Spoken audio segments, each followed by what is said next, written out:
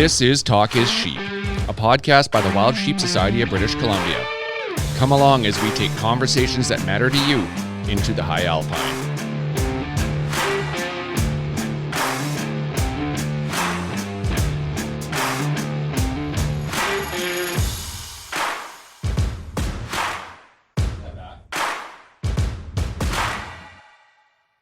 Steven? What is your full... There is no longer name for Kyle, is there? It's like just Kyle. Yeah, there's lots of nicknames for Kyle, but we won't go there today. So. Oh, yeah. Those are ones we discuss offline. So episode 65, what a cool opportunity to connect with Michael Hunter. The guy's got a lot of fame behind him. And some might say for the wrong reasons. I say for the right reasons, but a lot of controversy over the Antler restaurant in Toronto. You maybe remember back, I think it was 2019. There was all the controversy. Basically, the Antis got a hold of Antler and were trying to make a statement around, serving, quote, wild meat, although it's farmed, but serving, game meat, I guess, was the issue, right? So became a big thing. It was in the National Post. I remember seeing articles on CBC about it. And so he kind of got his rise to fame through that whole thing there. Oh, yeah. Yeah, he... I remember this when it first came out. I think it was 2018, early 2018. Right? Yeah. And his staff member wrote a slogan that was going around at the time on the menu board outside, and well, things kind of exploded for him as we get into. But yeah, he's made the best of I guess we'll call it a shitty situation. But yeah, just great conversation. I've wanted to talk to him for quite a while now, and glad we could connect, and love his cookbook. So yeah, so the Hunter Chef Cookbook, you and I both own it.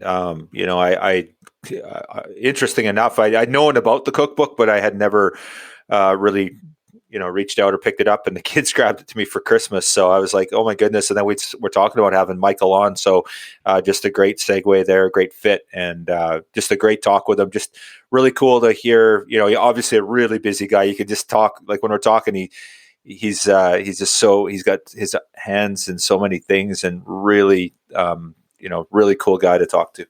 Oh, definitely. I've heard him on, Ranella podcast and seen a bunch of his stuff online, and he's he definitely isn't all talk. He lives up to the name, right? He's working hard at what he does, and he's good at it. So, well, that cookbook is unbelievable. Like the recipes in there are phenomenal, and I've only tried one or two, but I can't wait to try some of the other stuff. It's really cool that he talks about which ones to try, that his favorites are there. So we'll have him back on the show, and we'll have to do a few more recipes out of the book there for sure. Oh yeah. I've tried a couple out of there, but it's a great book if anybody doesn't have it, and it's we'll drop a link in the show notes on where to grab it. Definitely highly recommend it.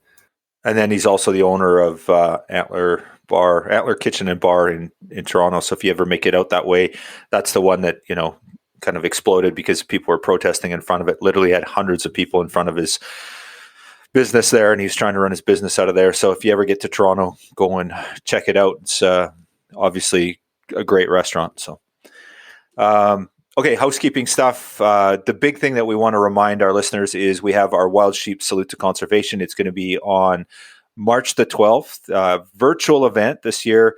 You can get registered for it. Registration starts for free, and then there's a $20 and a $50 registration. The more you spend, the more chances you get to win. So you just do the free registration. You can win some Sitka stuff. You do $20. There's a chance to win some Yeti products. And then $50, you also get your name in for Stone Glacier backpacks. So there's, $1,500, $2,000 worth of prizes there. We're going to give a bunch of things away that on the 12th. It's an all-day thing. Starts at 2:00. There's going to be project updates from our project chair, Chris Barker. It's going to be live and interactive with the regional bios. You can ask questions as a webinar style. And then at 5:00, we go live with we have a timed and online auction that's live. We'll have the auctioneer in the room. We got some great auction items. We got a grizzly bear hunt. We got a gator hunt. Your good friend Bree hooked us up with that. Thanks for that, Steve. So just some great opportunities to support wild sheep. We're giving away a ton of stuff. And then at 10 o'clock, I think it is, we're going to go live and we're going to draw for our WSR. So there's still some tickets there. If you need some of those, we have over $150,000 in prizes right there. And we're going to draw that live. We got Bighorns and Brews, which is going to be, you're going to sit down with Nolan Osborne and friends and have some beers and talk about wild sheep, what's going on in the wild sheep world. So we just got a great day planned for you. So go over to wildsheepsociety.com and you'll see the link on our homepage there. Click on that, get registered. And then you also need to register for the online hunting auctions as well, which you can do through that page. So it's going to be a fun weekend. We're giving away tons of stuff. We'll be live and interactive in Kamloops, but you're going to have to tune in via the computer. Fortunately, we're doing what we can around this COVID stuff, and we're pretty confident that we'll be able to be doing some live in-person stuff in the near future here. But for now, this is what we're going to do for March of 2022. So that's March 12th. Get over and get registered ASAP. Yeah, it's going to be a good time. Tons of stuff going on, and it sucks we can't get together in person, but fingers crossed that'll happen next year. So yeah. Absolutely. All right. So with that, we're off to episode 65. Michael Hunter, enjoy the listen. Across Canada and throughout the world, if you come across a campfire in the woods, on a mountaintop, or next to a river, you'll find warm company and friendly people gathered around. Regardless of your lifestyle or place you call home, we invite you to learn more about what it means to be a hunter in the modern era. If you love the outdoors, care about where your food comes from, and are concerned for the future of wildlife and the environments that they need to survive, pull up a seat. We have a story to tell. Welcome to our campfire. Welcome to the show, Michael. It's awesome to have you on. Really appreciate it. I know you're probably the busiest guy in the world and taking time for us. Thank you. Well, thank you for having me. Really stoked to have you on and just get the latest on what's going on with Antler, what's going on with you. I know you had you've been busy hunting this fall, I guess this winter really. Yeah, I had a great hunt season, that's for sure. A little bit of travel mixed in. Got to hunt, elk for the first time, which was unbelievable. That was in Colorado. I believe you guys are in BC, so you're a little bit more, have a little bit more access to elk hunting than I do in Ontario. We, have a relatively new season here, but it's still a lottery draw. It's very difficult to get tags for.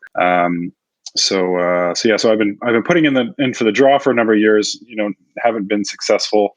And then a friend of mine invited me on a trip in Colorado, which I obviously couldn't refuse. So it's been a real great year for me. Yeah, I didn't even awesome. know they had elk in Ontario. There's not a lot. There's a small kind of wildlife management unit where they let us hunt. But yeah, it is. Like I said, it's a lottery draw, and it's not common to get a tag. Crazy. Very cool. So we got a deal for you. So we got one of our brands is One Campfire, which is kind of talking to the non-hunter, which is having you involved in that in some capacity would be great. It'd be awesome if you came out and did a hunt in BC with us. We got a couple people that would love to take you out.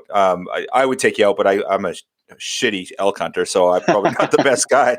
But take you out and love to have you. Go and do a hunt, and it'd be pretty cool. We could probably video it and probably do some really cool stuff. And but then awesome. We'd force you to cook something for us. That's the only downside. Yeah. Well, you won't force me too hard because I enjoy doing that. So awesome. Yeah, I think that's a pretty fair trade as far as I'm concerned.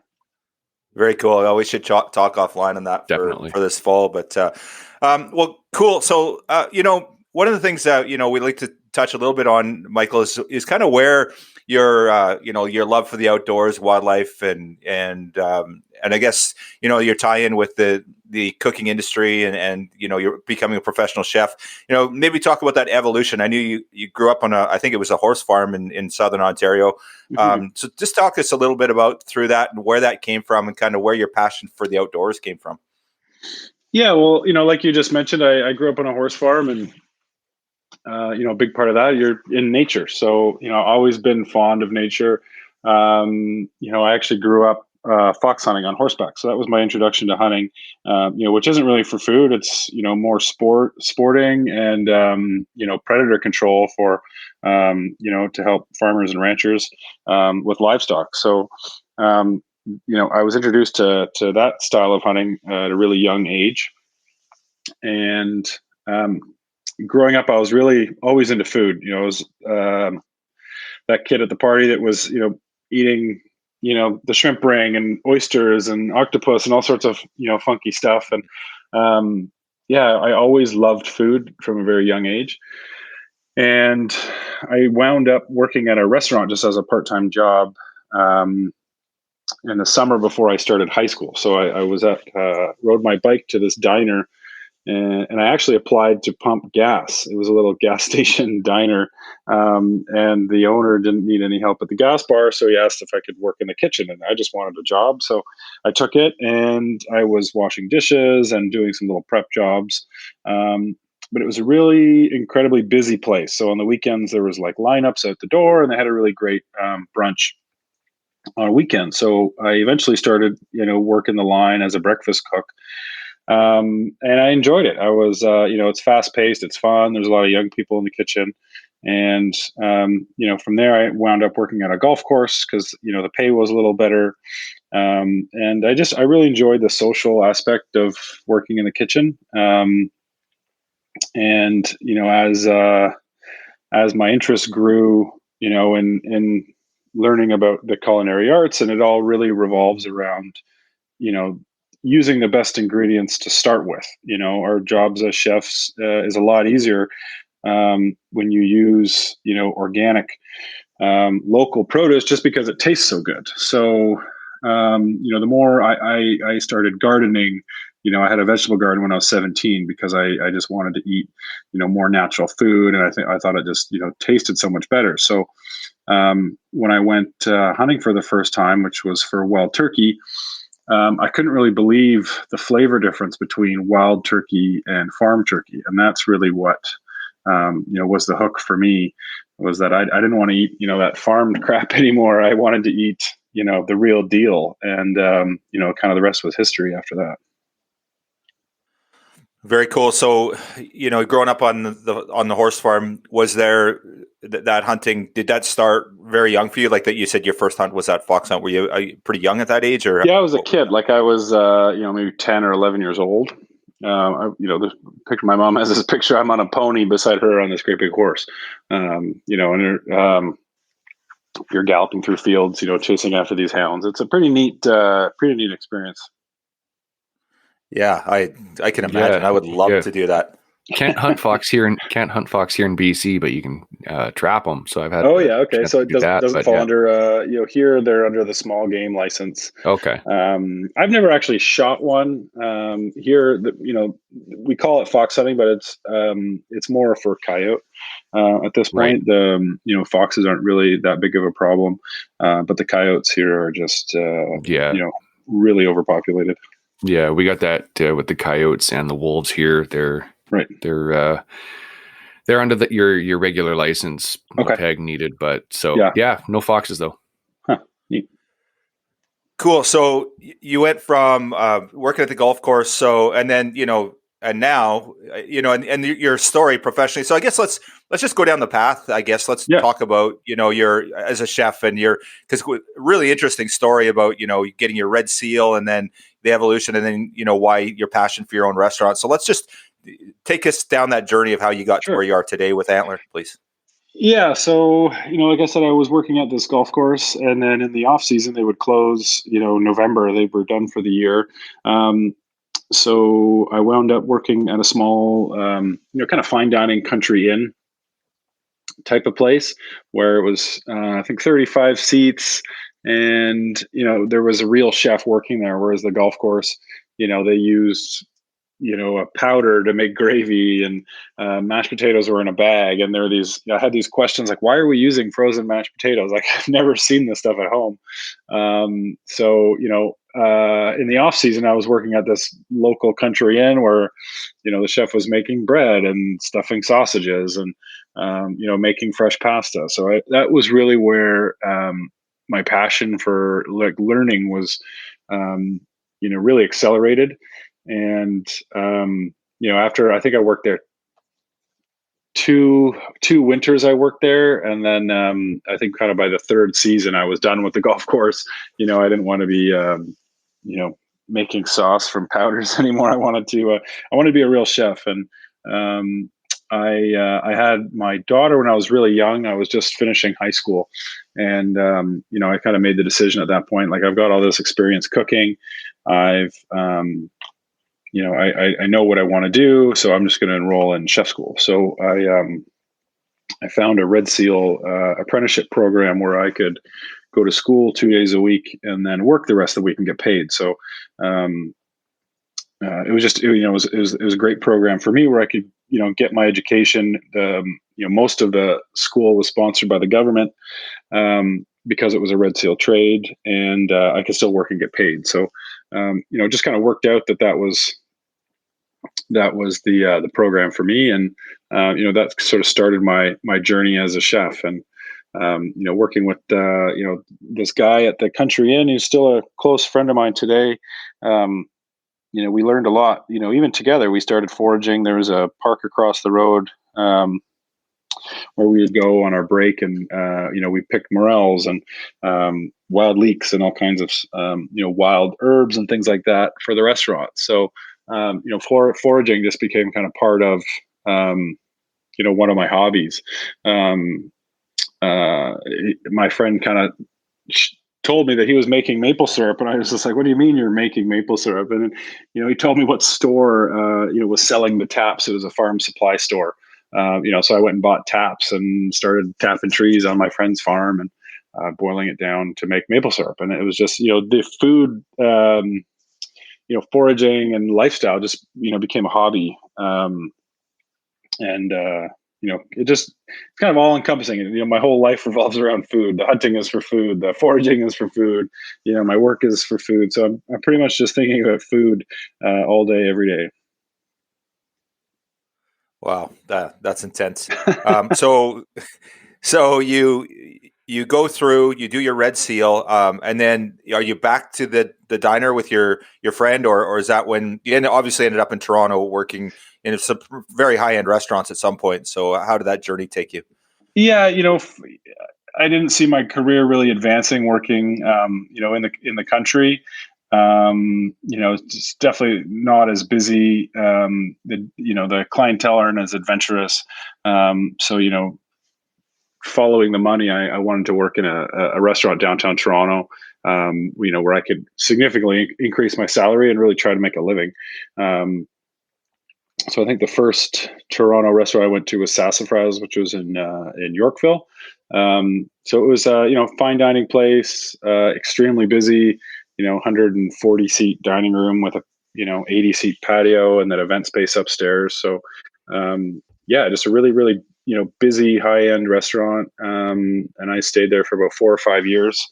And then from there, I just kind of worked up the kind of culinary brigade, as an apprentice to a line cook and, chef de partie, sous chef and chef de cuisine, and really spent about the next 10 years, working in a couple different restaurants in Toronto, which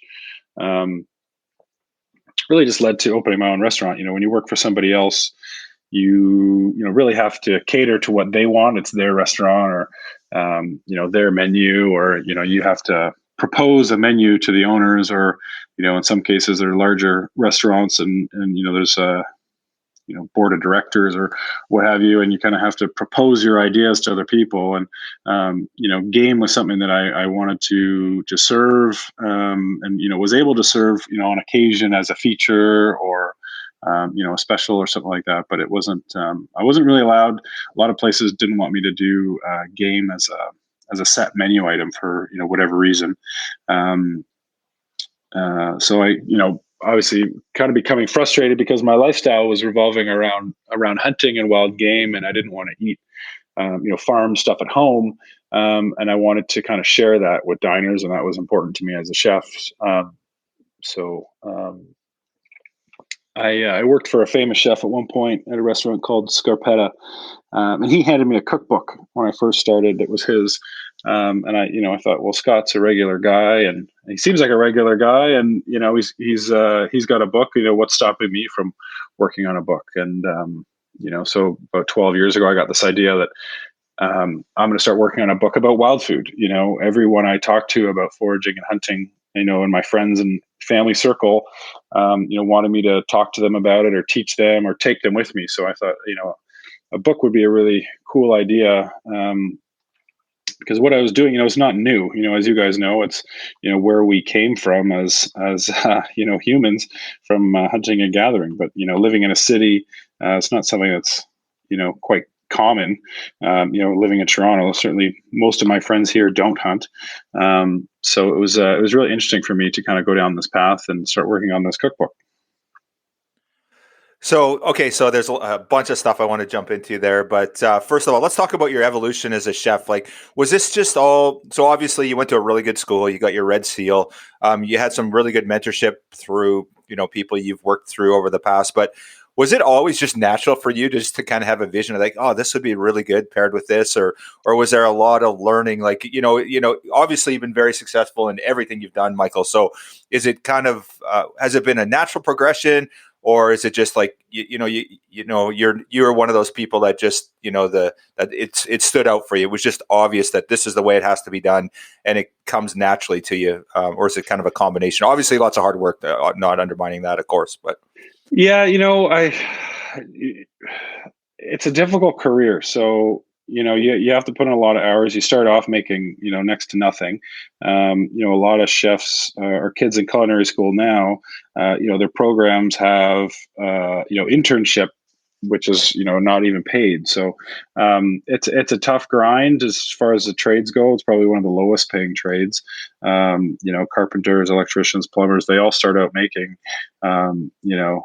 I would say at least 50% more than the culinary students are making.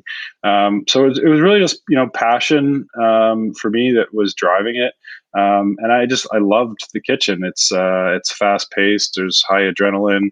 Like I said before, it's there's a lot of young people in the kitchen, a lot of young servers and stuff like that. So I found it just a really fun environment to be in. And I also had a kid at home. So when I was 20, I had a 1-year-old kid at home. So I really just had to work my butt off because I wanted to succeed. I wanted to, we were, my in-laws kind of built us a little apartment in the basement of their house where we, raised my daughter for the first 5 years of her life. So I was just incredibly motivated to make a living and, support my family. Very cool. But so out of all that, so there's how many chefs in, Southern Ontario? Hundreds of thousands. But you're the guy that ends up on Rogan. You're the guy that ends up with a cookbook. So, it's interesting to me that, obviously a very humble guy and you've worked very hard your entire life.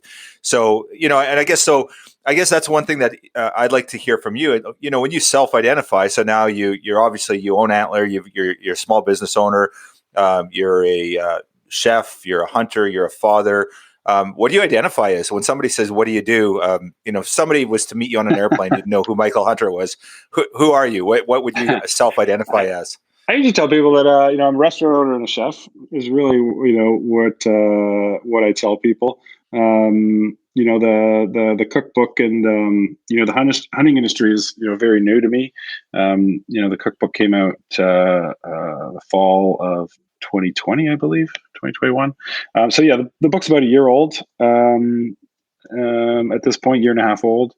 I usually just tell people that I'm a chef and restaurant owner. Especially on an airplane, there's a lot of people that don't understand hunting. So but definitely I'm trying to kind of make way in the hunting industry in Canada, the United States. So. Well, I love the book. I've had it for a while. Like awesome. It's got Thank you. The flipper pie. I haven't tried it yet, obviously, but I was flipping through it and found it and showed the wife. She's like, "What the?" Yeah, you know what? That's that one's a bit of an acquired taste. I enjoy it. I've made it for staff at the restaurant, and it was kind of like 50-50 where I loved it and 50-50 hated it. So, seal's a really interesting product. I don't know how much you want to get into this, but there's a huge overpopulation of seals right now in Canada. Let's get into it a bit. And people they think of seal hunting as this horrible thing, but there's I forget the numbers, but there's millions of seals on the East Coast, and really the population is supposed to just really be in the hundreds of thousands.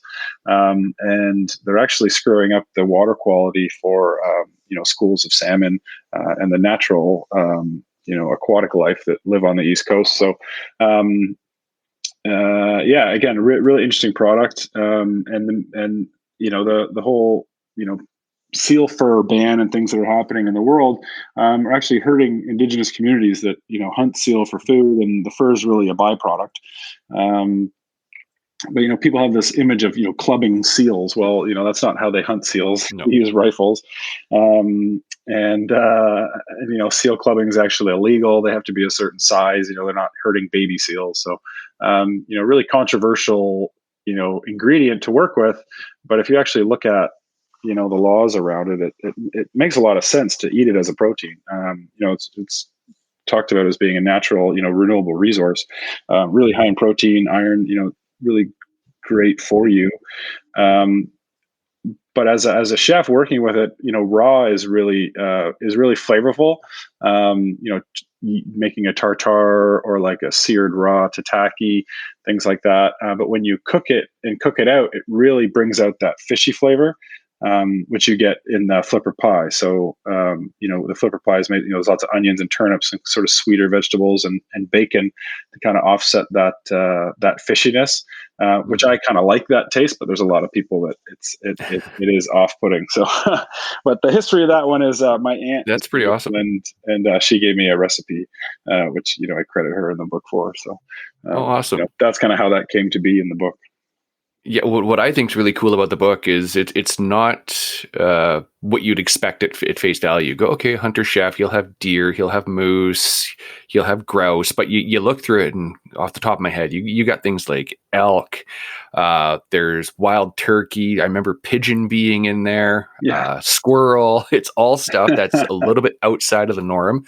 Yeah. For somebody that would be looking at it at first, and like there's desserts in there that we tried some fudge and some of the tarts and just unreal stuff. It's a big hit in this book, and I applaud you for it. Oh, thank you. Yeah, I wanted to be, all things wild food, not just hunting. So there's a fish and forage section and a little mushroom guide, for beginners to work with. And again, I wanted to be a little different. All the desserts feature maple syrup, and there's actually, I think there's about 10 cocktails from Antler that we have in the book too.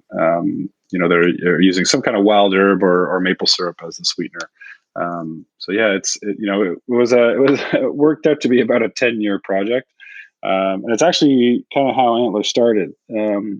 My business partner at the restaurant is actually, family related. His how does this work? His stepbrother married my sister. That's how it goes. So, I was telling his mom at a family function that I was working on a cookbook, and I like photography. I bought a camera, but she said that her son Jody was actually a photographer, but he was taking cooking classes at George Brown. So we ended up connecting, and I offered him to come and hang out at the restaurant and learn about food, and he offered to help me with the cookbook. So that's actually how we started, shooting some plated stuff for the book, but also it's kind of how Antler started, because we kind of realized it'd be really nice to have a home where we could, work on the book and cook this kind of food together. Right on. So for our listeners, yeah, likewise, Michael, I have the book as well. I got it. My sons gave it to me for Christmas, and cool. I just tried a few recipes. 2 weeks ago, I did the venison chili, and just a huge hit. My wife's not crazy on anything that's a little overly gamey, so the venison chili obviously was a nice one. And awesome. Had friends over, they loved it. So great book. So for the listeners, Michael's book is called The Hunter Chef Cookbook. And it's fantastic especially for anyone that's a hunter, fisherman, or forager. There's butchering guides on how to butcher deer, duck, wild turkey. Just a great book. Where can they get it if they want to pick it up, Michael?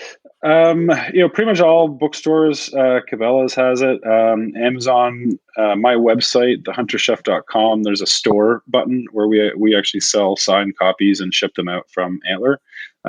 Is another option. But yeah, Chapters Indigo, Amazon, wherever you're shopping, should have it. Awesome.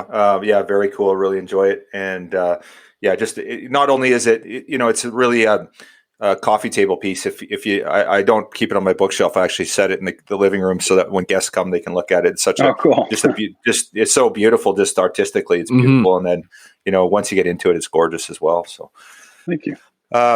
Cool. Okay. So, let's dive back. Let's go back to this seal stuff and talk about, and you're not afraid of a little controversy. You've been on the National Post a few times, and you've made the national news more than once. And there's been obviously some controversy being in Toronto, serving wild game. Obviously some controversy there as well. So, let's just touch back on that seal issue that we talked about. It's a sustainable hunt. It's great protein. There's all the right reasons to do it. But then we get the starlets on there. We get the, Pamela Anderson. We get the Beatles. Who was it? McCartney was jumping in on that bandwagon, and his wife. So, why is this such an appealing thing for? How does it become so controversial? Is it because the whole charismatic megafauna, or the beautiful the tiny little seal or whatever? I always don't quite understand why it becomes such a wedge issue when it's no different than harvesting veal or whatever the case may be. Can you touch on that, and how we as a society we can move forward together on the sustainability and focus on that instead? Yeah. I think it's a complex issue, and I'm definitely not a psychologist. I'd love to hear what Jordan Peterson thinks on the issue, but I've always told my kids growing up that the food, meat doesn't come from the grocery store. It comes from an animal. I used to hang deer off my daughter's swing set growing up, where she could see and touch the animal, and give thanks to the animal and really respect where her food comes from. But as a chef in the restaurant, there was a time when I was an apprentice where people, at least in Ontario, and I think Canada and the United States, they would freak out if you serve them a whole fish with the head and the eyes and the fins and stuff, because they can see that it's a dead fish, whereas in other parts of the world, in Asia and Europe, people love the whole fish. They like to eat the eyes and the cheeks and the tongue and stuff like that. So I think people here are very sheltered when it comes to where their food comes from. And they, I think things are changing now, but, there's a large part of the population that doesn't want to know where their food comes from. They want to believe that the meat comes from this pretty little styrofoam package in the grocery store, and there's a thing underneath that soaks up all the blood, and there's, it's visually appealing, it's red. And, I think a lot of people are just sheltered from where their food comes from. So, these organizations that want to, polarize hunting or animal products, and they're showing the cute, cuddly, baby seal face, and they want you to identify and, believe their cause that, we shouldn't be eating these or hurting these animals.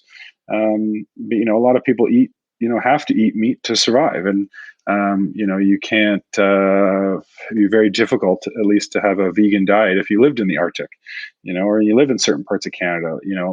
My growing season at home where I live is probably about 3.5, 4 months tops.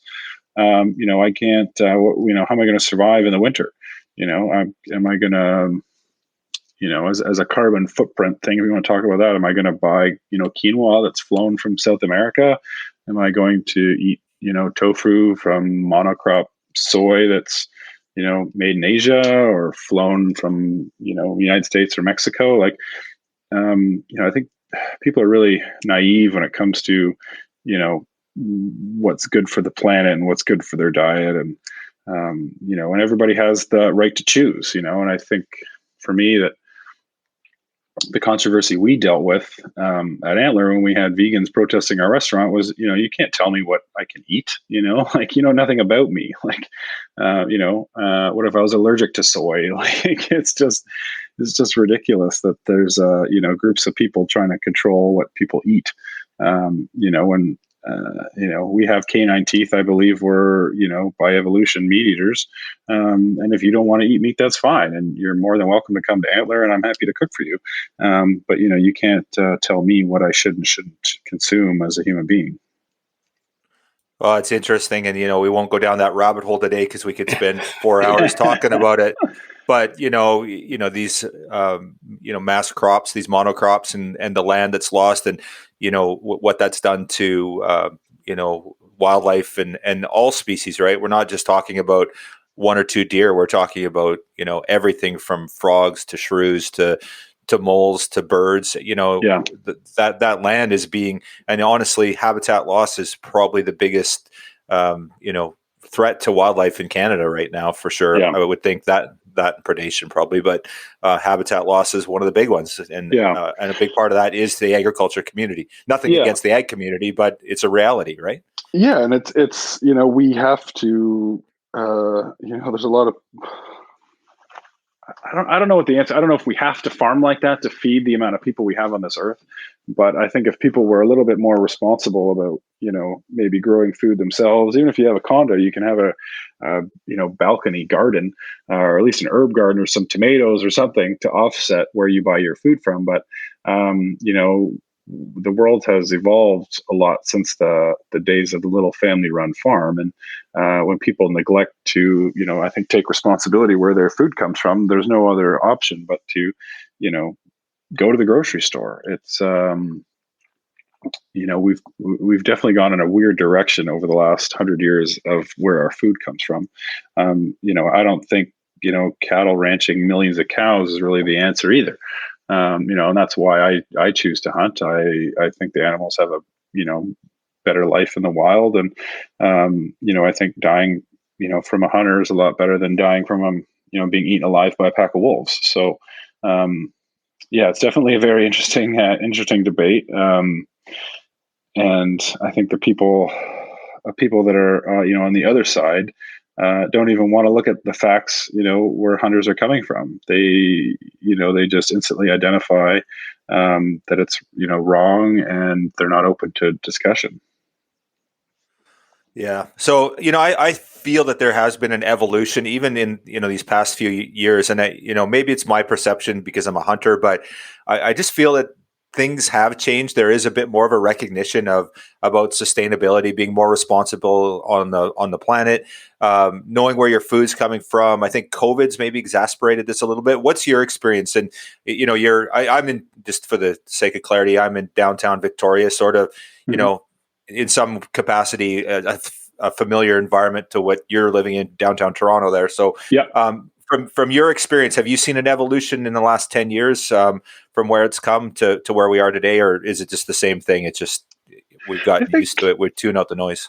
As for I mentioned how when I was growing up in restaurants, people would freak out if you saw whole fish. At least in Toronto, I think that has changed a lot. I think especially with COVID, I remember when COVID first hit, you couldn't buy glass jars. I already had the jars. I was trying to buy lids to, do my canning.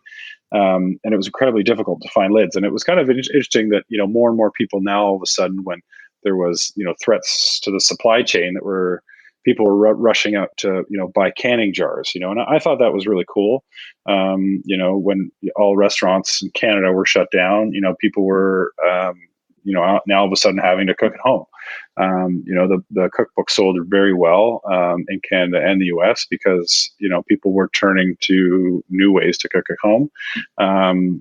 Statistically, I think the hunting numbers are actually up and firearm ownership is up. Mm-hmm. So I think people are taking an interest in hunting and, learning more about where their food comes from and, taking part in those traditions or at least wanting to learn about them.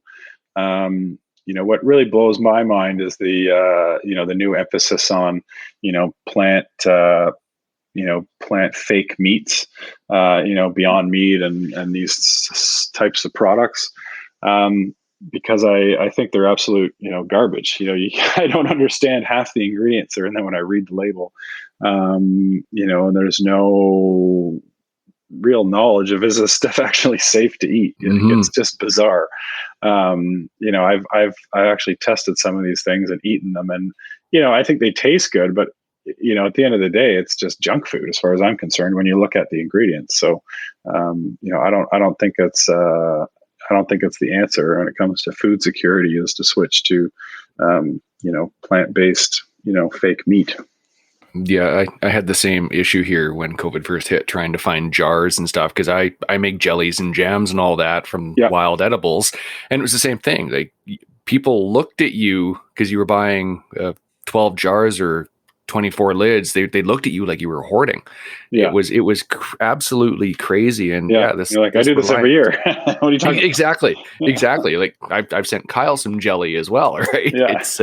It's like it's not a new thing for people like us. And food shouldn't have ingredients like that. It is an ingredient, right? Like, when we go to the freezer, it's get out a pack of moose, get out a pack of deer, right? It's one thing. And it's nuts. And what makes me sad about the grocery store is it is very difficult to go to the grocery store and not leave with any plastic. Like, they're wrapping, their apples come in plastic bags, and cauliflower is wrapped in plastic, and everything is just continuously wrapped in plastic.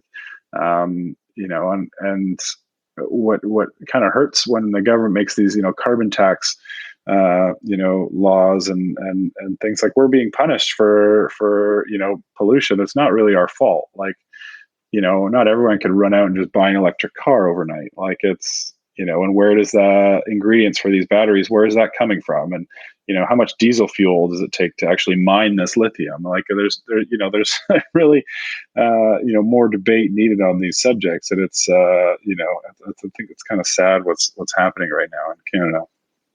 I don't know. Vancouver, you guys have it worse. BC has it worse than we do in Ontario. But the price of gas is it's like, becoming unaffordable. And, I don't have any other options. I drive a truck for work, in my lifestyle. And, I have probably one of the most fuel efficient trucks out there. And it's ludicrous that I'm being punished for having to, use a truck for work. Yeah. I grew up in Vancouver and moved to Prince George about 15 years ago. And I haven't looked back. Yeah.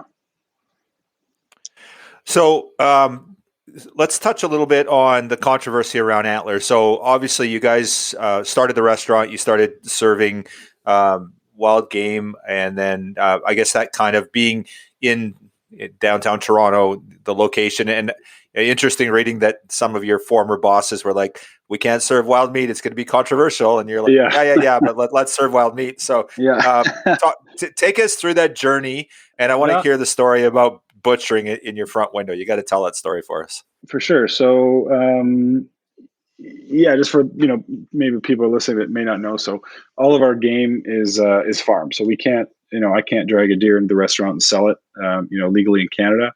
Newfoundland's a different story.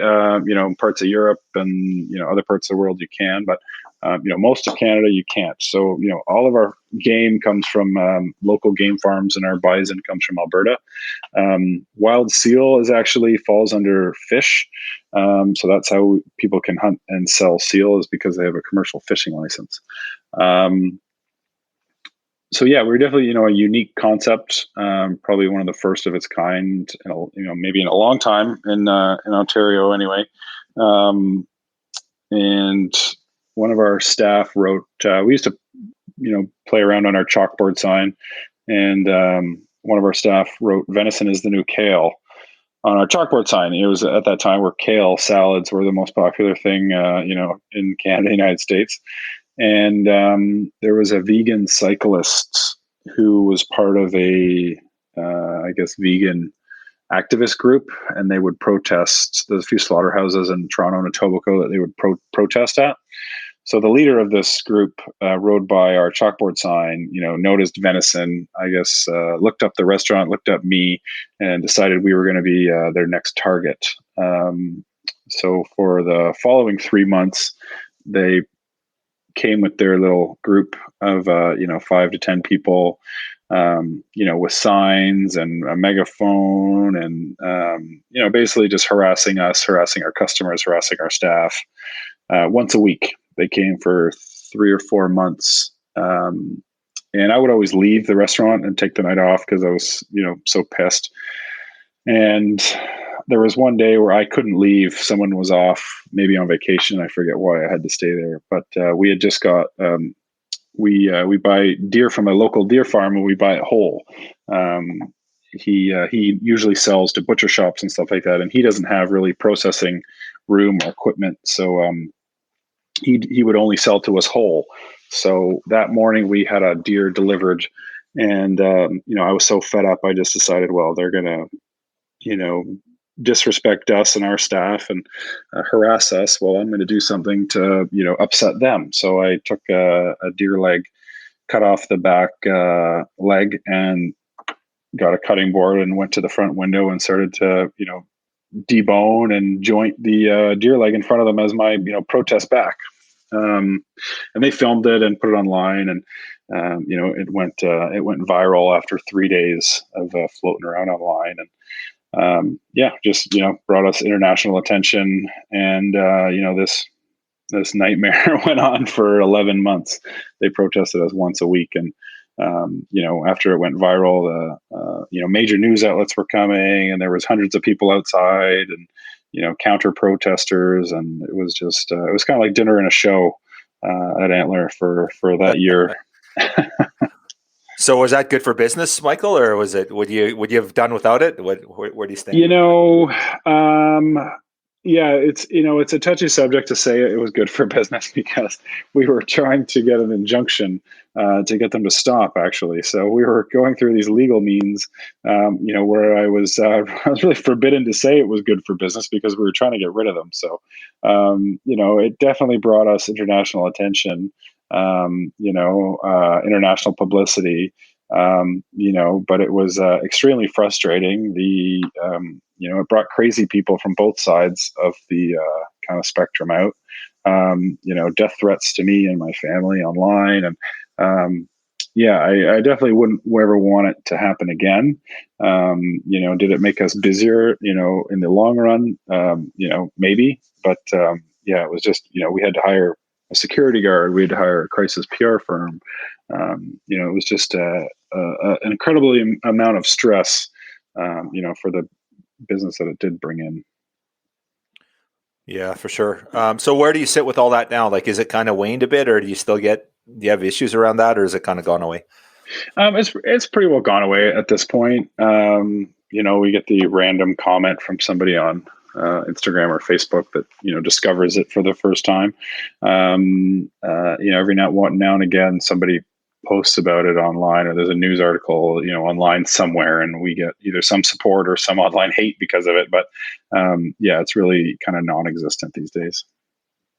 And where are you guys sitting now with COVID and everything that's going on? It's been pretty rough for the restaurant industry as a whole with COVID, but how are you guys faring, and where do you guys sit right as of today, I guess? Yeah, so Ontario was probably one of the hardest or most strictest provinces for COVID-19. We're currently running at 50% capacity by law, and that is being lifted Thursday. Thankfully, they just announced yesterday that was going to be lifted on Thursday. And then at the end of the month, we get to get rid of the vaccine passport that we've been forced to put people through. Feel that one. Yeah. It's whether it's the right thing to do or not, it's not really fair to put that on restaurants to enforce. I'm not the police. Mm-hmm. I shouldn't have to police people and take on those responsibilities. So I'm very happy to get rid of that. Cool. We're done. We're ready. Let's move on. Yeah, Let's. I know it's been 2 years. Let's get. Like I said, I've been in the States quite a bit over the last 2 years, and after a few months, some states were done with it, and all my friends are still alive, and their grandparents are safe, and sure, mm-hmm. people have died, but they've sort of replaced flu deaths with COVID deaths, and at the end of the day, I'm not a doctor and I don't study this data, but other countries have moved on with their lives, and I think it's time that Canada does the same. Yeah, for sure. Well, we can definitely go down a rabbit hole with that one too. So let's segue. One thing I would like to know is what's your favorite recipe out of the book? If I got the meat, I'm gonna do it. So I want to hear what you. Okay, the tourtière, the Christmas Eve tourtière, is definitely one of my favorites. And you can use any kind of meat. I think there's 3 or 4 kinds of meat in that pie, and you can substitute stuff. So that's kind of the fun one. I really like the venison shank tagine, which is sort of some Moroccan spices in there. Really flavorful. And you mentioned that your wife's not into the gamey, funky flavor. Any of the dishes in there that are braised or smoked for long periods of time really mask that gaminess. I think it just you kind of cook out that gamey flavor. So any of the stewed recipes in there would be sort of good for your family that has not into the gaminess. Cool. The tortilla, my wife makes that every year at Christmas. Oh, really? Usually Okay, cool. with whatever. So a couple of years ago it was caribou. I got a caribou that year, and I'm not sure if she did the venison one this year or not. But anyway, I'll get her to do that recipe this year for Christmas. Nice. Yeah, very cool. Okay, cool. So now, with regards to you and your passion, you talk. You're a forager, you're a gardener, you're a hunter. Is there one that you prefer? Like, do you prefer to forage? Do you prefer to hunt? Do you prefer, or is it just that lifestyle? Like all of them, you don't have. I think it's kind of everything. There's one thing I kind of want to do more fishing. I'm starting to try and get more into fishing, but I love it. People ask me, what's your favorite dish or what's your favorite thing to eat, and it's really whatever's in season at that time. So I'm really enjoying some of my elk meat and things like that right now, but I've been ice fishing a little bit with some friends and family, right? And yellow perch and walleye are just amazing to enjoy right now. So in the summertime, what's my favorite thing? Well, a tomato that's hot from the sun, and so sweet. You make a tomato salad with fresh mozzarella cheese and basil, like you can't really beat that, So it's really just whatever's in season. I enjoy getting outside and looking for, whether it's morel mushrooms. Turkey season is one of my favorites because you can shoot a turkey and pick morels and wild leeks and stuff them all together. So it's really whatever's in season at that time is my favorite to go for. Very cool. So favorite hunt then, is it just, again, what's in season? Depends where you're at.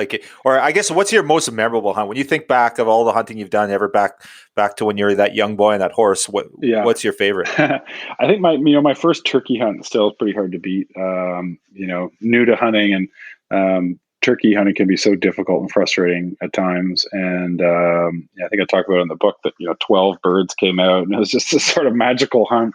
We shot 2 birds, and it was just really incredible. So that's up there. My first deer and things like that. And I love archery hunting. It's not something I do a lot of these days, just because of time and land where I can hunt and stuff like that. But I love it all. Now, if you you get somebody says, okay, you can do anything you want, Michael, go anywhere, do anything. What would you do? What hunt would you go on? Maybe what fishing trip would if there was no restrictions, you had all the time in the world, all the money, anything you wanted, what would you? There's definitely a few on my bucket list. I've sadly been on a number of moose hunts and never shot a moose, so definitely moose is on there. I'd love to go sheep hunting or goat hunting, in BC. So big game for sure. Still, and mountain hunts. I hunt in Ontario. We're hunting from a stand, or I can drive in and drive out. I really enjoyed my Colorado elk hunt where I could hike up the mountain. I still want to hunt in BC and set up a base camp somewhere and hike around. I think that would be pretty fun. A moose hunt, you say? Cool. Literally, yeah. I kick them out of my yard. Oh, do you? Bi-weekly. Yeah. Bi-weekly. Yeah, so let's make that happen for you. Permit to a company. There you go. Yeah, done and done. Are you going to set up a tree stand in your backyard, Steve? You've been to my house. You just sit on the deck and shoot them in the forest right there. So when you went on your Colorado elk hunt, did you guys get a elk? How'd you make out? I did, yeah. So I actually wanted to shoot one on the first day. There was a beautiful 5x5, but my guide said, "Oh no, we can do better." He was after a 6x6 or something a little bigger, more mature. But as a chef, I'm a meat hunter for the most part. This happened to be on film, and we're with a guide, and they were trying to showcase the resort lodge, that we were at. So they wanted me to get something bigger. So I was sort of cursing him for the next 3 days as I was dying in the elevation. And I think the third day I was trying to shoot a spike because I just wanted to eat something. But I ended up on the fourth day shooting a real nice mature 6x5. So, really great experience, and was able to harvest a nice mature bull. Cool. So in the book, you talk about the using all parts of the animal, and of course the name of the book, your restaurant is Antler. Yeah. What did you do with your 6x5? Did you take it home and mount it, or did you? I know you talked about your wedding ring. I think I read your wedding ring's made out of antler. Is that correct? Yes. Yeah. Okay, so yeah, what did you do with your 6x5 then? Do you bring it home and mount it, or you use it for other stuff, or what did you do? Yeah, I don't have it yet, so I just did a skull mount. I don't think like a Euro. I don't think I have. I don't have the room to do a shoulder mount. So the Euro's done, and I was actually waiting for. I got the hide turned into a rug, so I think I was just waiting for the hide so I can pick it up, all together. I actually tried to ship the meat home frozen, and it turned out to be a pain. So I ended up having to fly back and get it. But yeah, I got it all, and it's home and in the freezer now. Cool, that's awesome. What's your plan this year for hunts? You got anything? Do you do any spring hunts? There's spring. Is it spring bear in Ontario, or did they cancel the spring hunt? I can't remember. No. So we've got spring bear and fall. Spring turkey as well. So, okay. Yeah, turkey is one of my favorite things to be doing. So I'll be out there, opening day. I've actually got some friends coming up from Brazil that I'm going to take out turkey hunting. And then last year I did Alberta spring bear too, which was a lot of fun. So I might go back for that. Yeah, we actually have a nuisance Canada goose hunt in a couple of weeks that my friends and I really enjoy. So we're kind of doing some scouting, getting ready for that. So yeah, that's sort of the next immediate future goals anyway. Awesome.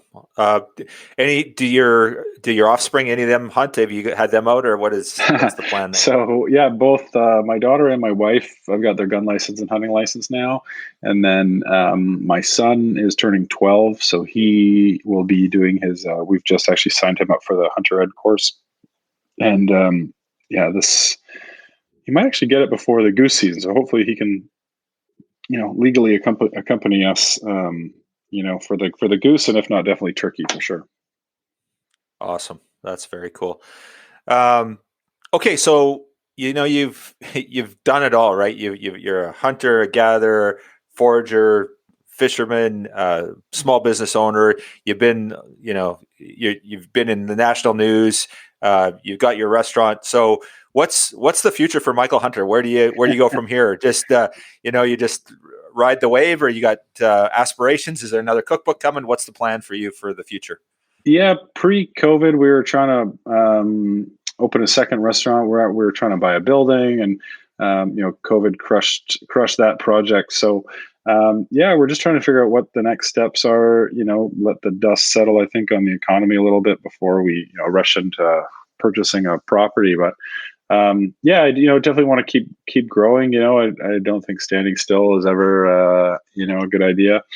At least at my age. And second cookbook, I'm starting to work on one. No release date or anything, is still a bit early. But yeah, so still continuing with restaurants and another cookbook for sure.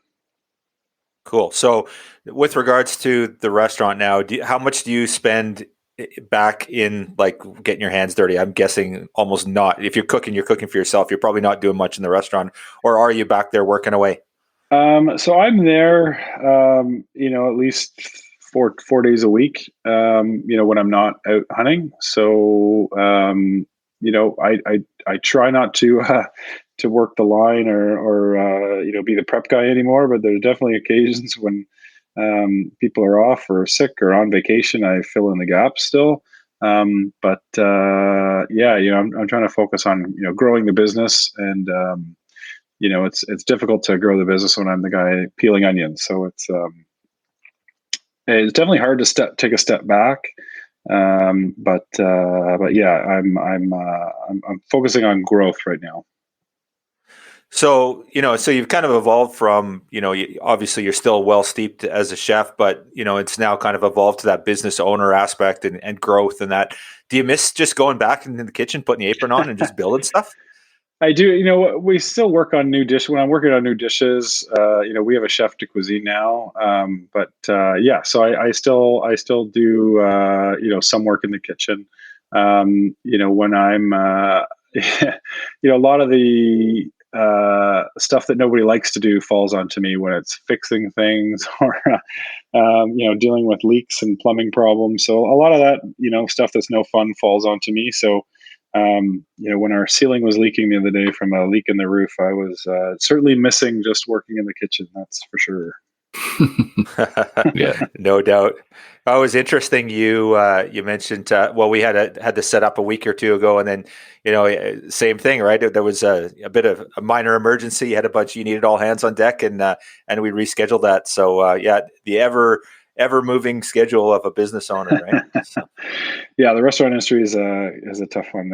Something's always breaking, and there's staffing issues. It's always it's never a dull moment in that kitchen. That's for sure.